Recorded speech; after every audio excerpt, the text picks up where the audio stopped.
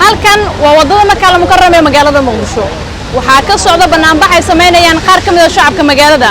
kaasi oo cadaalad ay ugu raadinayaan Xamdi Maxamed Faarax oo Muqdisho loogu geystay kufsi iyo dil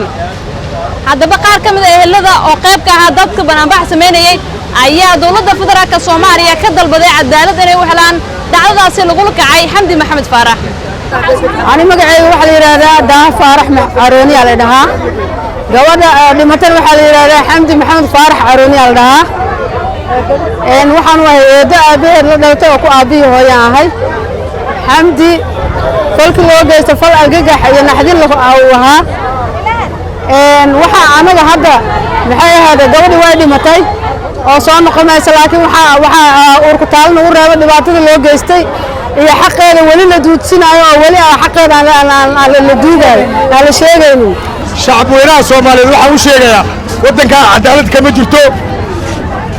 waa gabdhihi yar waxa loo galaayo waa baadilka ugu weyn wiligeed for my life ka dhacda Muqdisho ayadoo dawlad jirta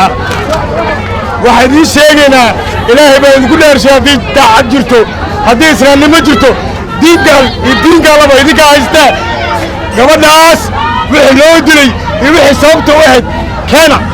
gabadheena Xamdi saqiir baaheed waxay galabsatay malahan waxay samaysay malahan dad ay dhibaato ka samaysay ma garanayno ardayad bay ahayd waxay galabsatay male gabdhaha Soomaaliyeed haddii inta la gofsado guryaha la geysto la jirdilo dabaqada laga soo tuuro dawladana aysan ka qiiroonayn dabaqa ninka iska hayno iska raaxaysanayo irdiisa ay balaqayo ganacsanayo ay waxba ka qabaneen si ay wax ka qabanayso walaalaha waxay qabanayso malahan waxayna qabatay malahan dawladda waxayna qabanayso malahan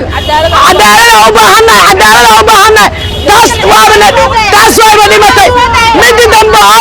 dambe jiilka ayada ka dambeeya wax u qabanay male hatta anaga wax noo qabanaya male cadaalad baan u baahannahay dumarka Soomaaliyeed cadaalad in loo sameeyo u baahannahay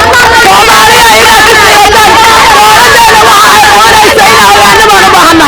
waxaan uga baryayaa kuwa dulaysan ee Soomaalida ee aan dalnay ee naqaba ee nala dhashay ee na dhalay oo dhibaatada dumarka ku hay Rabbi inuu soo hanuuniyo